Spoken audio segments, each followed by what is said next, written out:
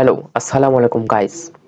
আপনি কি জানেন ইয়াহু কি আর কিভাবে শুরু হয়েছিল এর ইতিহাস? ইয়াহু হলো ইন্টারনেটের শুরুর দিকের খুব জনপ্রিয় ওয়েব পোর্টাল এবং সার্চ ইঞ্জিন।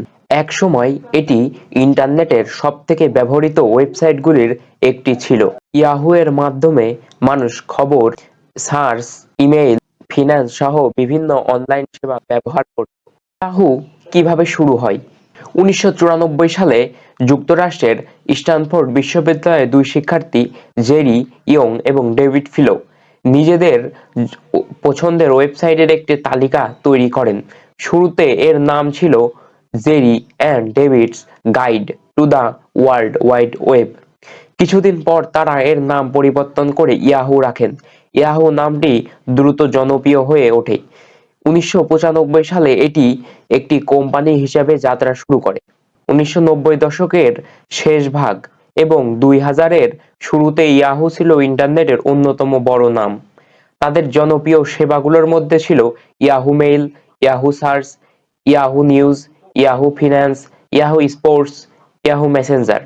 সেই সময় কোটি কোটি মানুষ প্রতিদিন ইয়াহু ব্যবহার করতেন। ইয়াহু কেন পিছিয়ে পড়ল? গুগল আরো দ্রুত নির্ভুল সার্চ প্রযুক্তি নিয়ে আসে। পাশাপাশি গুগলের বিজ্ঞাপন ব্যবস্থা ও অন্যান্য সেবা দ্রুত জনপ্রিয় হয়। ইয়াহু এর একাধিক ব্যবসায়িক সিদ্ধান্তে পিছিয়ে পড়ে এবং নতুন প্রযুক্তির সঙ্গে তাল মিলিয়ে চলতে পারেনি। ফলে ধীরে ধীরে ব্যবহারকারীও বাজারে অংশ হারাতে শুরু করে। বর্তমানে ইয়াহু আজও ইয়াহু সম্পূর্ণ বন্ধ হয়ে যায়নি। Yahoo mail, Yahoo finance, Yahoo news এবং আরও কিছু সেবা এখনো ব্যবহার হয়। যদিও আগের মতো প্রভাবশালী নয়, তবুও বিশ্বের অনেক মানুষ এখনো ইয়াহু এর বিভিন্ন সেবা ব্যবহার করেন।